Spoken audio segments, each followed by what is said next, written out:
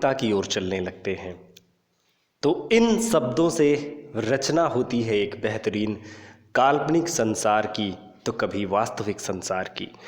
Odd on A Grecian earn को लिखते वक्त जब जॉन कीट साहब ने जो इमेजिनेशन किया होगा, क्योंकि उन्होंने एक अर्न को देखा और अर्न को देखने के बाद उन्होंने दो चीज़ें डिपिक्ट की। एक तो अर्न में क्या बना हुआ है, ये पहला पार्ट है। उन्होंने दिखाया कि अर्न में क्या बना हुआ है, जैसे कि वहाँ पर आपको देखने को मिलता है मैडन परस्यूट है, यानी कि कुछ लड़कियों के झुंड के पीछे लड़कों का एक झुंड है वो जा रहा है। दूसरी तरफ एक पाइपर है, एक बांसुरी वादक है जो बांसुरी बजा रहा है अपनी प्रेमिका के लिए।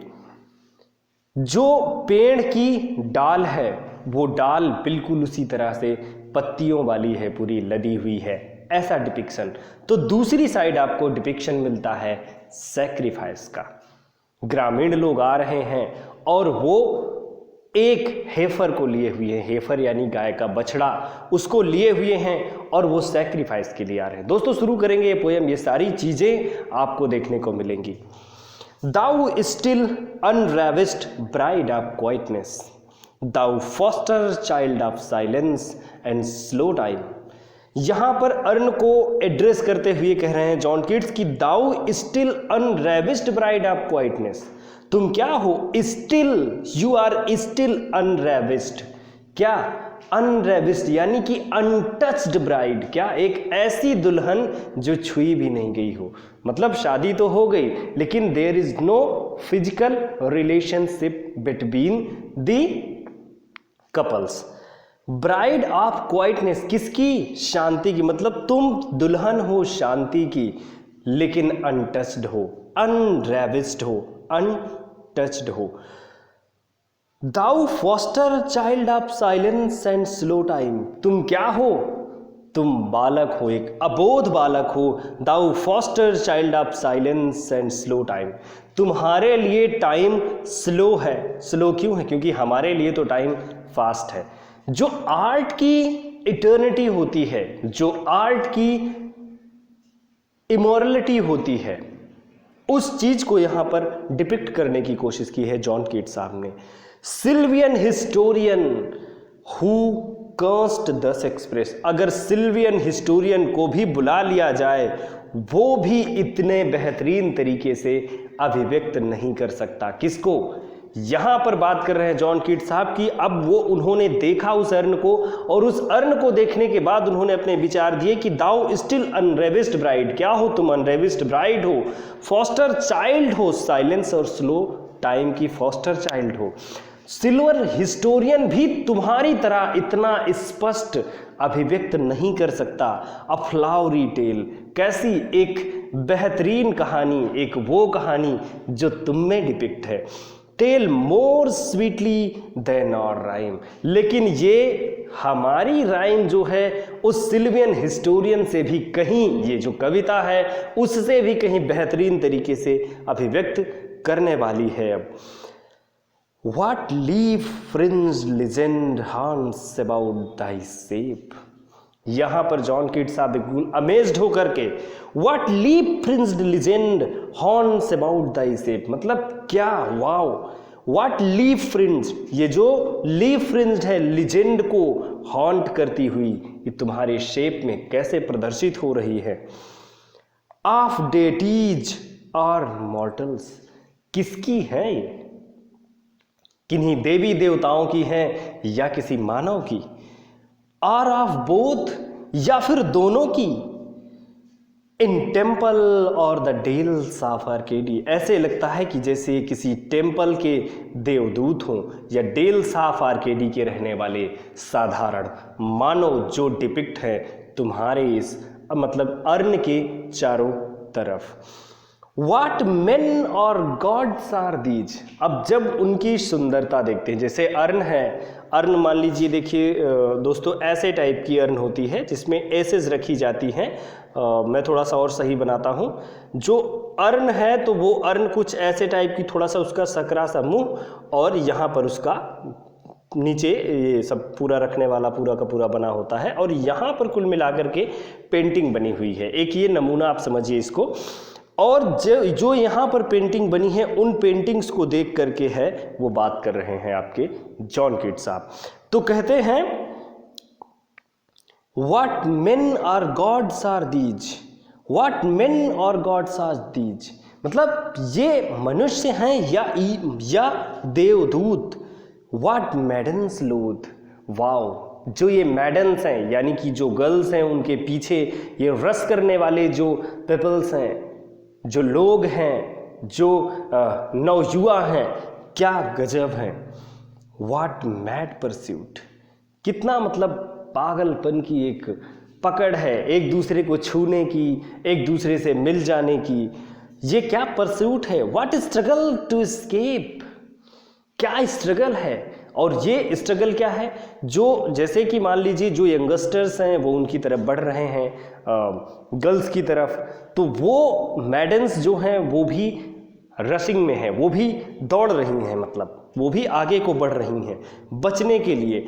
What pipes and timbrels, what wild ecstasy, what pipes and timbrels, क्या मतलब पाइप्स यानी कि क्या बांसुरियों की धुन है। यहाँ पर देखिए जॉन कीट्स साहब इमेजिन कर रहे हैं, वो देखिए जैसे कि अगर आपने पढ़ी ode to a nightingale, ode to a nightingale में आपने देखा कि वहाँ पर आपकी किस सेंस का यूज कराया, उन्होंने आपके ईयर का यूज करवाया, और यहाँ पर इस पोयम में आप अपनी आइज का यूज कर रहे हैं। आप बिल्कुल ध्यान से देखिए, आइज के साथ ईयर भी यूज करेंगे लेकिन mostly I. What pipes and timbrels, मतलब जो बजा रहे हैं ढोल नगाड़े जो थाप देते हैं वो, और पाइप्स। व्हाट वाइल्ड एक्सटेसी, क्या कितना गजब का मिलन है। आगे देखेंगे दोस्तों, हर्ड मेलोडीज आर स्वीट। अब जब उन्होंने देखा कि ये पाइप्स और टिम्ब्रल्स हैं, तो पाइप्स और टिम्ब्रल्स को देख करके उनके मन में एक विचार आया। बहुत इंपॉर्टेंट लाइन है ये, हर्ड मेलोडीज आर स्वीट, कि जिन धुनों को हम सुन सकते हैं, वो ट्यून्स, वो यंत्र, वो आवाजें जिन्हें हम सुन सकते हैं, हर्ड मेलोडीज आर स्वीट, तो वो तो सिर्फ स्वीट ही होती हैं, सुखद ही होती हैं हमारे कानों के लिए। बट दोज अनहर्ड, लेकिन जिन्हें हम नहीं सुन सकते, जिन्हें हमने कभी सुना ही नहीं, तो वो क्या होती हैं, आर स्वीटर, वो उससे भी कहीं ज्यादा बेहतर होती हैं जिनको हमने सुना नहीं। देयरफॉर, और इसीलिए यूज सॉफ्ट पाइप, इसीलिए तुम इस सॉफ्ट पाइप को, इस बांसुरी को प्ले ऑन, बजा रहे हो। किसको देख करके, वहां पर उन्होंने देखा कि एक नवयुवक पाइप यानी बांसुरी को बजा रहा है। उसको देखने के बाद उन्होंने कहा heard melodies are sweet but those unheard are sweeter, therefore you soft pipes play on. और ये जो तुम प्ले कर रहे हो, आगे बोलते हैं, not to the sensual ear. क्यों? क्योंकि तुम तो एक चित्र हो ना, तुम तो एक पेंटिंग हो, और अगर तुम एक पेंटिंग हो तो not to the sensual ear, इन सेंसुअल ईयर से नहीं, ये नष्ट हो जाने वाले ईयर से नहीं, बट मोर एंडर्ड, लेकिन किससे, बट मोर एंडर्ड, लेकिन तुम इससे भी कहीं ऊपर, pipe to the spirit ditties of no tone. क्या है? Pipe to the spirit ditties of no tone, जो वो ट्यून है, स्पिरिट है, डिटीज ऑफ नो टोन, मतलब इन सारे टोन्स की भी बेहतरीन टोन जो तुम प्ले कर रहे हो, किससे, एक आध्यात्मिक रूप से। देखिए जैसे दोस्तों अगर कोई पेंटिंग है या अगर कोई पेंटिंग बनी है, उस पर अगर आपने हाथ किसी का उठा दिया तो वो तो उठा ही रहने वाला है। इसी तरह इस पेंटिंग में अगर वो बांसुरी बजा रहा है तो बजाता ही रहेगा, स्टिल है, ना वो आगे जा सकता है ना पीछे हो सकता है। Fair youth beneath the trees, अब एक पेड़ का यहाँ पर जैसे डिपिक्शन है, एक पेड़ है, मान लीजिए ये एक पेड़ है और इस पेड़ के नीचे एक यूथ है, एक लड़का है कोई खड़ा है, वहाँ पर ये बात कर रहे हैं, fair youth beneath the trees thou canst not leave thy song. Fair youth, और वो जो लड़का पाइप बजा रहा है वो कहाँ पर है? बीनीथ द ट्रीज, पेड़ों के नीचे। दाउ कांस्ट नॉट लीव, तुम चाहो भी तो वो जगह नहीं छोड़ सकते हो। क्यों? क्योंकि art has stillness and life still नहीं होती, चलती रहती है। तो इसीलिए वो कहते हैं दाउ कांस्ट लीव, तुम चाहो भी तो नहीं छोड़ सकते। दाई सॉन्ग, अपने उस गीत को। Nor ever can those tree be bare, और ना ही ये जो पेड़ मैंने अभी आपको बताया कि ये जो पेड़ बना हुआ है, ये पेड़ ना ही कभी ये हरा भरा है अगर, तो ऑलवेज ये हरा भरा ही रहेगा, ये भी नहीं जा पाएगा कहीं आगे। दोस्तों, nor ever can those trees be bare bold lover, तुम साहसी प्रेमी। नेवर नेवर कांस्ट दाउ किस, और तुम अगर चाहो, जिसके लिए तुम ये पाइप जो बांसुरी बजा रहे हो अपनी प्रेमिका को खुश करने के लिए, तो अगर तुम चाहो भी तो भी तुम उसे किस नहीं कर सकते। Though winning near the goal yet, लेकिन तुम उस गोल के नजदीक हो।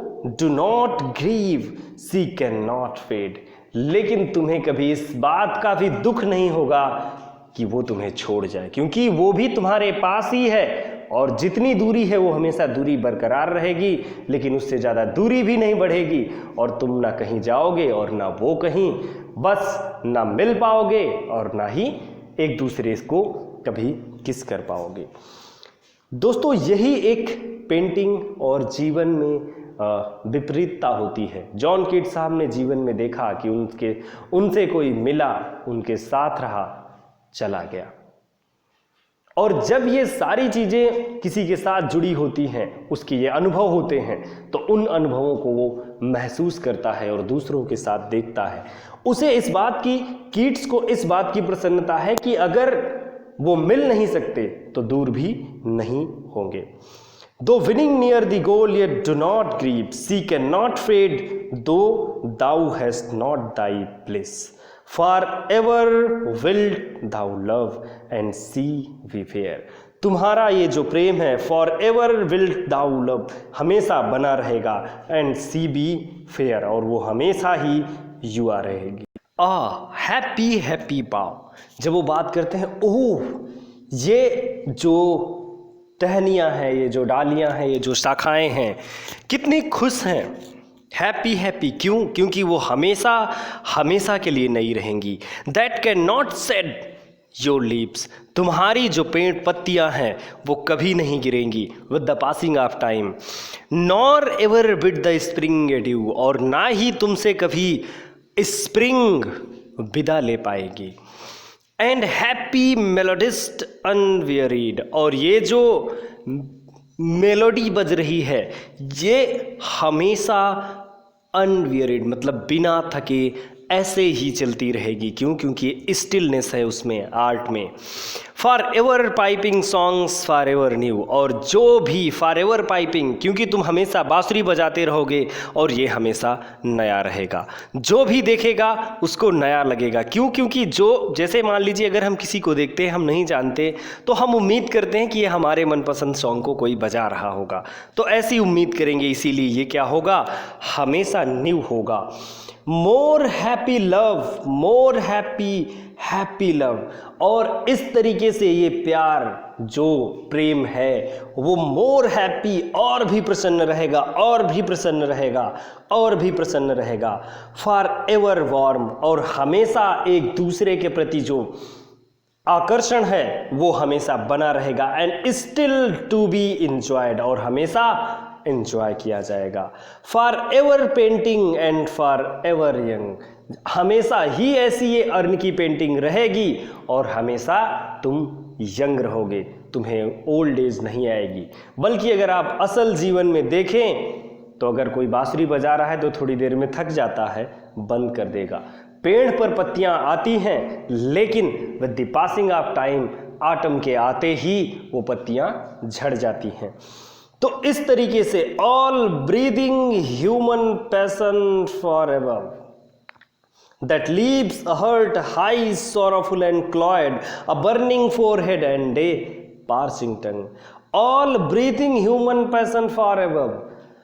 ये जो सारी चीज़ें तुम्हें पेंटिंग में बिना कुछ मांगे मिल रही हैं, all breathing human passion for ever, तो जो भी मनुष्य सांस लेता है, प्राणी इस दुनिया में जो भी मानव है, वो सब इन सारी चीज़ों को पाने के बारे में सोचता है, लेकिन तुम्हें मिली हुई हैं क्यों? क्योंकि तुम एक पेंटिंग हो और असल जीवन में वो पाने की चाह रखता है।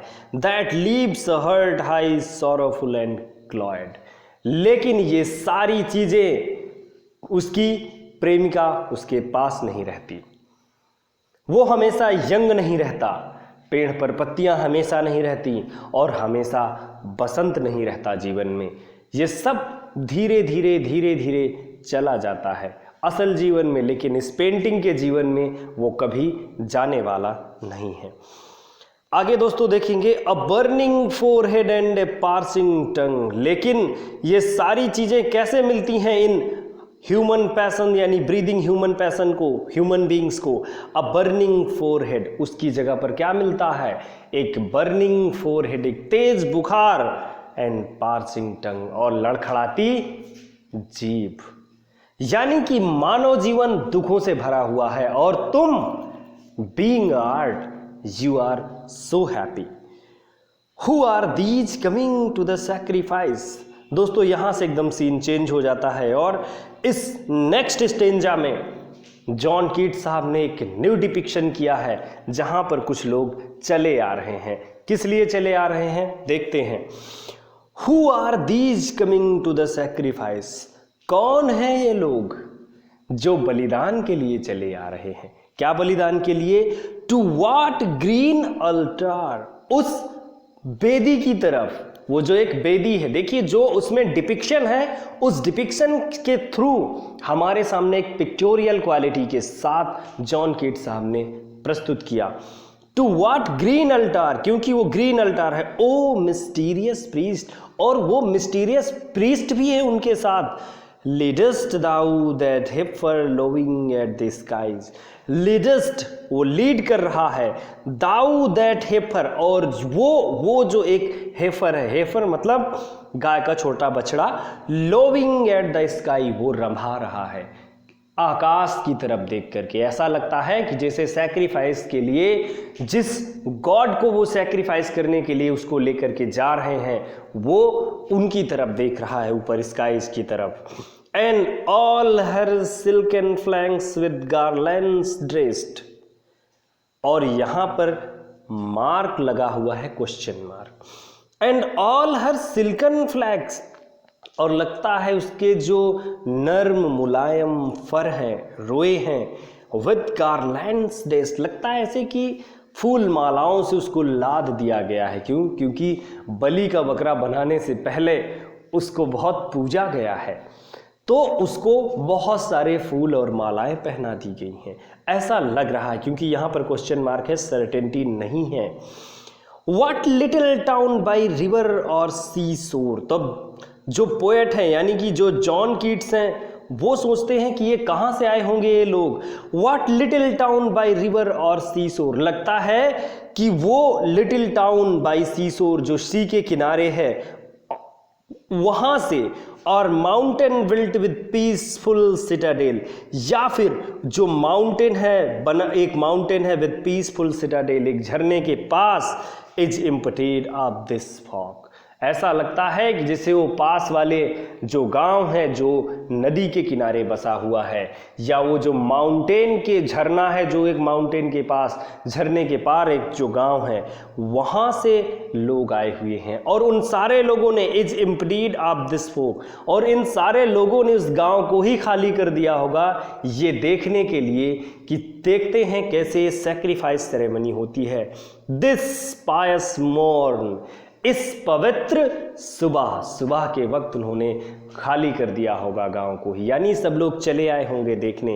And little town thy streets for evermore, and little town, और वो छोटा सा कस्बा thy streets for evermore, और वो छोटा सा कस्बा thy streets for evermore, हमेशा के लिए विल साइलेंट बी, हमेशा शांत रहेंगे। अब वहाँ पर कोलाहल नहीं होगा क्योंकि गांव के सारे लोग यहाँ आ चुके हैं।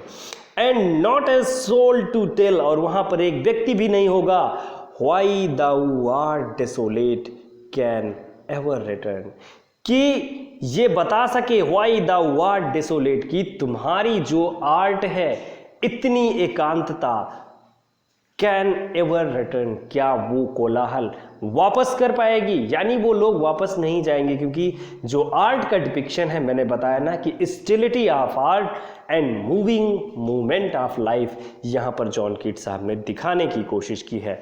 अगले स्टेंजा पर आएंगे दोस्तों, देखेंगे O Attic shape fair attitude with brede of marble men and maidens over road.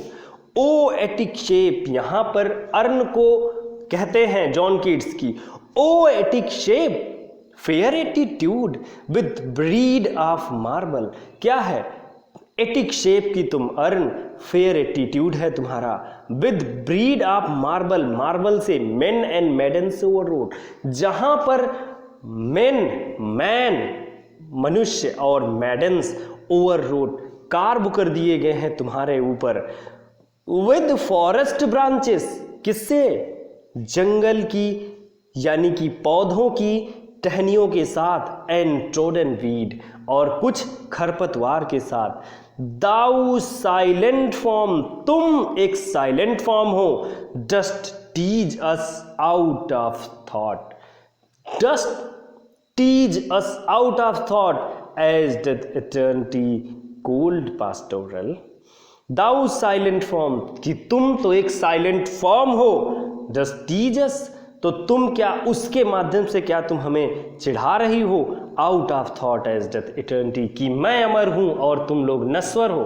क्या तुम ऐसा लग रहा है कि तुम उससे हमें चाइड कर पा रही हो। कोल्ड पास्टोरल, यहां पर उन्होंने कहा कि you are just a cold pastoral, जैसे कि जब ode to a nightingale poem थी, जब उन्होंने कहा fancy can not cheat so well as it is fame to do, जैसे ही उनको ये याद आती है बात, वैसे ही वो वापस अपनी दुनिया में चले आते हैं। सेम यहाँ पर भी वो वापस आ जाते हैं, कहते हैं यू आर कोल्ड पास्टोरल, बस एक प्राकृतिक दृश्य खींची हुई एक ठंडी पड़ी तुम अर्न हो, जो तुम्हारी पेंटिंग बनी हुई है। When old age shall this generation waste, और when old age, और जब ये बूढ़े होते लोग, shall this generation waste, चले जाएंगे, thou shalt remain, लेकिन तुम रहोगी, in midst of other, वो दूसरों के दुखों के बीच में भी तुम रहोगी। then ours a friend to man, और उस वक्त जैसे कि तुम आज हमारे साथ हो, जैसे कि देखिए जो वो अर्न है वो सेम वैसे रखी रहेगी, लेकिन हमारी तरह के नश्वर प्राणी जो जल्दी चले जाते हैं इस दुनिया से, एक कम उम्र में चले जाते हैं, या कि एक पत्थर की बनी मूर्ति में और एक व्यक्ति में बहुत बड़ा अंतर है। वो 1000 साल तक के लिए सुरक्षित रह सकती है, लेकिन मानव अधिकतम 100 साल तक। तो इसी तरीके से कि when old age shall this generation waste, ये इस ओल्ड एज जनरेशन जब ये खत्म हो जाएगी, दाउ शैल रिमेन, लेकिन तुम रहोगी, इन मिडेस्ट ऑफ अदर, वो उन सारे दुखों के बीच में। आज भी तुम लोगों के दुख देखती हो और कल भी। Than ours a friend to man, कैसे, एक व्यक्ति के फ्रेंड के रूप में। टू हुम दाउ सेस्ट, जिसे तुम कहोगे कि ब्यूटी इज ट्रुथ, की ब्यूटी इज ट्रुथ, सुंदरता ही सत्य है। ट्रुथ ब्यूटी, और सत्य ही सुंदर है। सुंदरता ही सत्य ही सुंदर है और सुंदरता ही सत्य है। दैट इज ऑल, और यही इस जीवन का सार है। यू नो ऑन अर्थ, और यही तुमको इस दुनिया में जानना चाहिए। And all you need to know, और यही तुमको जानने की जरूरत है। उस वक्त भी तुम लोगों को एक यही पाठ दोगी कि ब्यूटी इज ट्रुथ, कि जो भी सुंदरता है वही सत्य है। Truth beauty. और सत्य ही सुंदर है, सुंदर ही सत्य है और सत्य ही सुंदर है, दैट इज ऑल। और यही जीवन का सार है, you need know on earth, तुम्हें यही दुनिया में जानना जरूरी है, and all you need to know, और यही चीज़ तुम्हारी जानकारी के लिए है, बस तुम यही संदेश दोगे। तो दोस्तों, खत्म हुई हमारी poem odd on a Grecian earn. मिलूंगा किसी और लेक्चर में, तब तक के लिए दोस्तों मेरा प्यार भरा नमस्कार। मुझसे जुड़े रहें, शेयर करें, सब्सक्राइब करें, लाइक करें और एक प्यारा सा कमेंट करना कभी ना भूलें। नमस्कार।